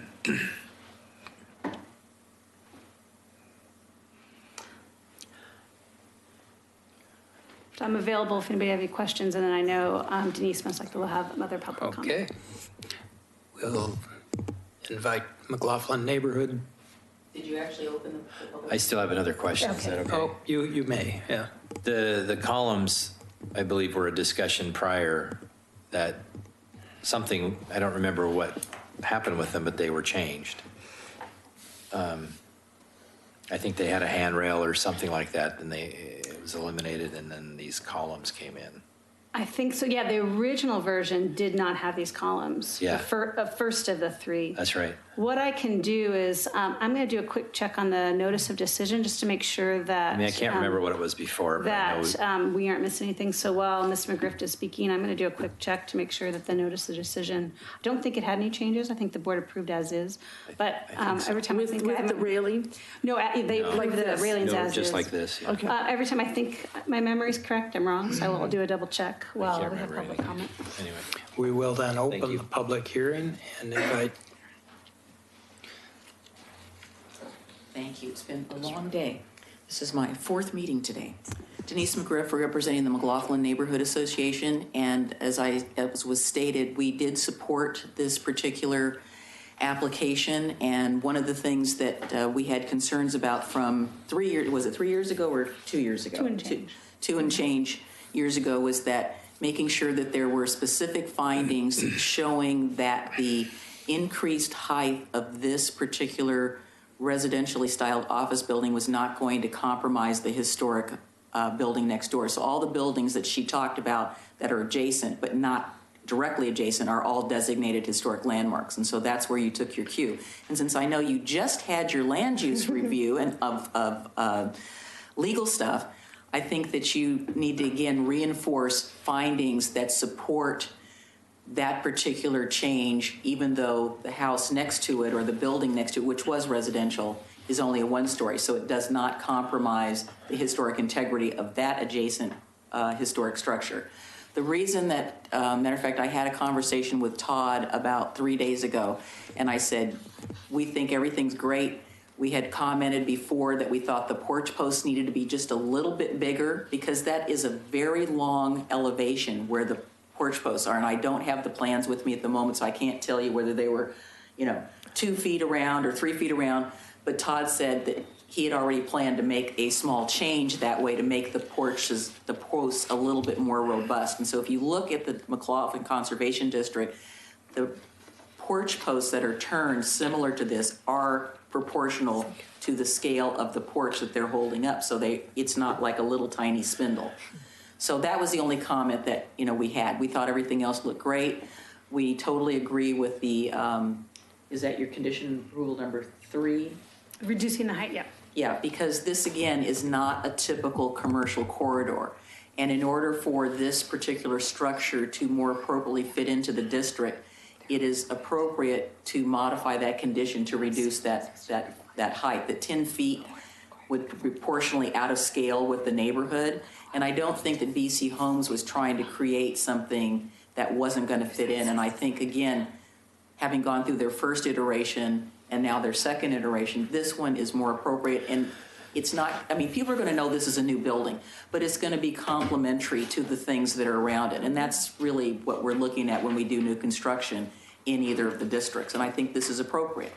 But making it taller and not allowing them to do that reduction is just not going to work. So I'm hoping, again, that you will concur with the staff's recommendation and make specific findings that address that, because this is an exception. This is not the rule. So that's pretty much it. So we've, again, support this application, and Well- we'd just like to see it built because we don't like that parking lot sitting there being used as a de facto parking lot. You know, for a Victorian style house, those could be classic columns too, with a base and capital. It's Oh, very sure, it common. could be an Ionic or a Doric, Yeah, you know, yeah. without the turning. Right. It could be, you know, to be honest with you, probably would look nicer with it being simpler. Yeah. But it's so Or like a ornate. chamfered. A little thicker but simpler, like Yes. a basic Ionic. But the other context of it is, just for what it's worth, something like this would have been historic. The one next to it would have come far after. The you one know. that's next to it. Yeah, is- the Craftsman, the Pasadena style It's bungalow. really the only building of that type in our district. It's very It is. unique. Mm-hmm. I mean, it's straight out of Southern It's California. pretty awesome. And Yeah. when it was Makes a occupied, statement. one of our Yeah. residents, Rita Mills, said she knew everybody. She said she used to know the people that lived there. Rita lives next door to my duplex. Yes. I know everything because of Rita. Well, And I know when I need to mow my lawn for my duplex. because Rita tells Because Rita calls. Yeah, getting a but little she said that it was a lovely home, and it was a dentist's office for quite a while. Yeah. Right. And then it converted to this holistic health, can't think of what they call it, but anyway, services. So it's That's fun. it's definitely unique. And when I do that tour of that portion of the neighborhood, I always point that particular building out because again, we don't have anything else like Yeah. it in the neighborhood. It's cool. It's a very nice house. And there was a nice house that was there before. Yeah. Well, They had a big gas explosion. the one that burned down on Rex Nakood's property. No, on this Yeah, one. No. yeah, on this site, yeah, well, I know. We tried to get him to salvage it. It could have been salvageable, but didn't quite work out. Thank you. So, Chair Basinger, I want to have a factual a change to one of my comments. I apologize. It's the end of the evening. Our site plan design review code requires 14-foot ceilings on the ground floor, and this is a proposed 11-foot ceiling height. And so it's So it's 15? it's, the site plan design review code requires 14-foot floor to height ceilings, and the applicant is proposing an 11-foot height ceiling. So I apologize with my previous number. No. Better at 11 than. It's 11 foot, Yeah, 'cause nine but the would code count, requires right? 14 feet, and for the most part, the code, you write clear and objective code for a traditional Office buildings. commercial, or just a traditional, even historic commercial design, and so you were kind of, in a sense, doing your job as Stroke Review Board and having that lens, which says, hey, clear and objective site plan design review, it's a little different here. And so that's how the two of you kind of work in concert with each other, is you're able to kind of allow those modifications because they better meet the intent of the site plan and design review code, which is to provide compatible infill in a neighborhood. So should the condition be 11 feet or 10 feet? Hold on. I think the board, what I would recommend is,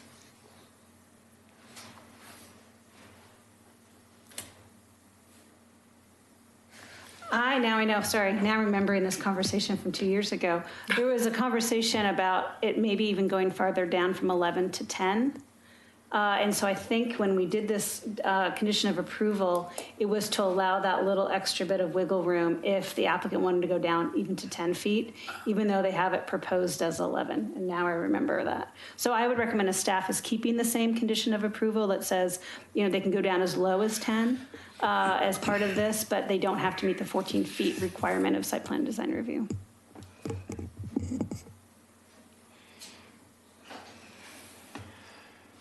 Okay. Comments?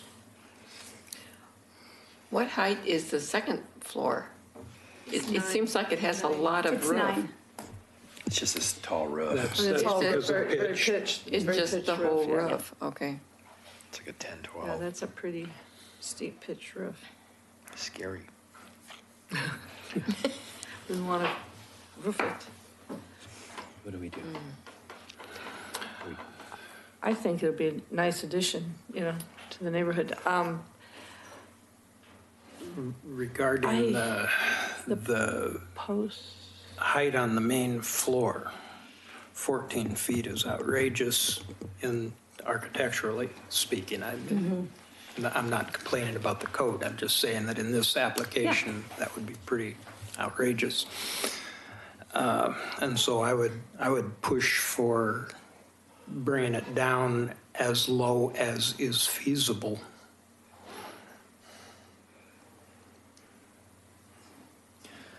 Which I think is I think this is the exact conversation we had last time, was Yeah. even allowing it to go down as low as 10.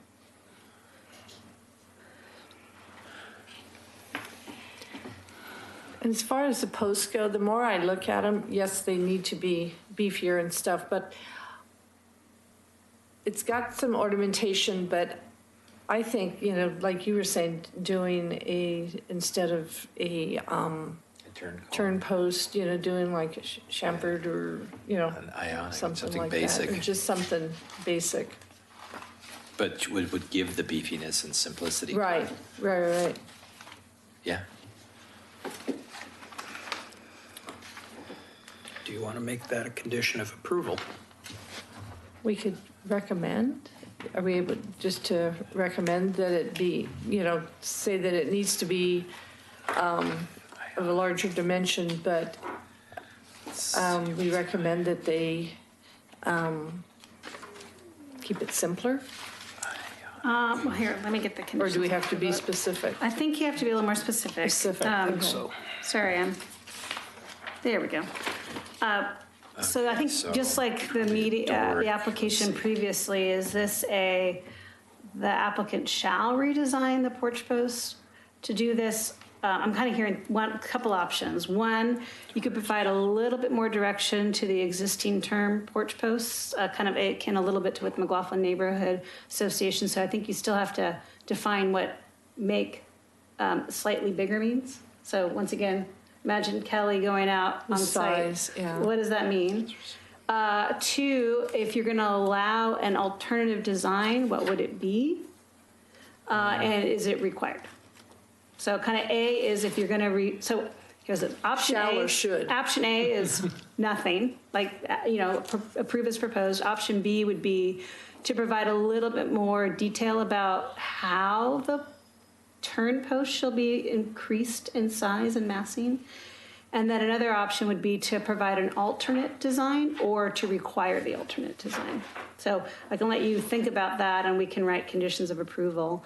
I think for this, especially with the applicants not there, I think in your deliberations about that additional condition, going back to what Carrie spoke about last hour, was tie those deliberations and direction into how that condition of approval is making it more compatible to the house design, which then makes the house more compatible to the district.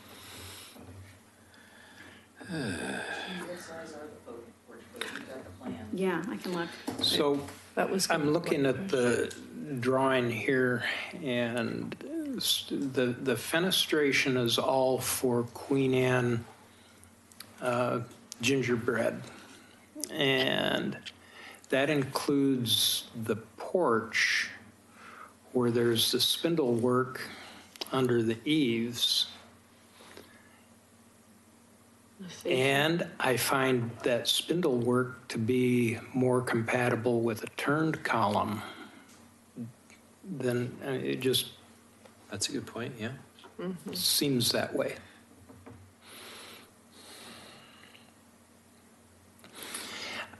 I don't remember specifically a couple of the Queen Anne houses on Fifth Street have similar details with the spindle work. I don't know if we have those pictures here. I think not. It could be, like you're saying, just beefier. Mm-hmm. I mean, I'm just looking at columns. Oh, this one is turned, On the McDonald house. yeah. Yeah, yeah. And the judge's house up the street, I don't remember. It does, because they're painted different colors with each carving. Yeah, yeah. They could be that way, just Yeah, thicker. the one up the street. Yeah, because the fenestration above the columns has that definite Victorian look. So, yeah. So just so that, I don't have the specific dimensions, and I'd have to print this out to get my scale, and I don't have it with me. So if the board would like that, I can go do that. We can close the meeting, but you have what I have. From an architectural standpoint, what would be the expected diameter of a turned column like that? Or is there any such thing? Can you make a generalization like that? Well, you can look at these and say, wow, this is a massive house and these look like toothpicks. And to try and bring down the verticality of it, you could say these columns should be 8 to 9 inches thick. And that might be, or 8 to 10 inches thick, not 4 to 6. And we can make that kind of a condition, give a parameter of a thickness perhaps. So maybe that's the condition, a condition. Would it be another condition? Yeah, we can do that. I mean, that's that question of, It could be a condition, whatever number, that would be basically saying This is like the columns could be turned, allowed turned columns for the front porch with a parameter of 8 to 10 inches in diameter. Throughout the column. So that's a little bit more specific instead of at the base or the capital. oh, right, and everything gets. Right. So that gives the parameter of the size. Would that sound groovy? I think it does. So that would be the condition. So that would be condition of approval number 5. So we could, half one on the end down there. if it's a motion to approve as it is with those conditions. Right, so it would be as is, however, the additional condition 5, that the applicant shall revise the columns to allow turn columns, the applicant shall redesign the columns to provide a more substantial column of a parameter of 8 to 10 inches throughout the length of the column. Correct. Okay. You want to make your comment? One suggestion is at the far right of the porch there is to have a half column. Oh, an engaged column Yeah. on that end? Or is that too much? I don't think Because a you'd lot have of it. time, huh? I wouldn't do it. You wouldn't? Okay. Only because it would get kind of squishy right there. So, because these are kind of spaced out. And Oh, they're not typically- spaced. Yeah. point to that on the Yeah. screen? You can't see what I'm pointing at? Here. Right here? She's saying, Claire was saying an engaged like a column half. here, but it might be kind of squishy because these are so spaced out. You know, if this was further over here, then maybe. Yeah. Typically, when you have an engaged, it's usually with a base. Right. But I would say no. I would leave it Okay. off. That was just a lot of That's a times good they're, question. a lot of Yeah, times they're, finished with that one on the end. But if you cut that, it would almost look like, hey, what is that thing on the corner board? Because it wouldn't be that thick, you know what I mean? Right, but most times they aren't. They're like half. Right, it's Yeah. engaged is what it's Right. called, but it would be, yeah, All right. I don't think I would. That's me. But anyway. Are we ready to write it up as a motion? Sure. Yeah. I would move I think to I'd see- approve HR 1708 with the conditions As that are, amended. they're what? As amended. As amended. Yeah, I don't know what I'm saying. Yes, that's what I would do. I'll second it. Board Member Mann. Aye. Board Member Met. Aye. Chair Basinger. Aye. Board Member McLaughlin. Aye. The motion carries. And with that, we've wrapped up our agenda unless there are any closing words of wisdom. If not, then this meeting is adjourned. Saddle up. Okay.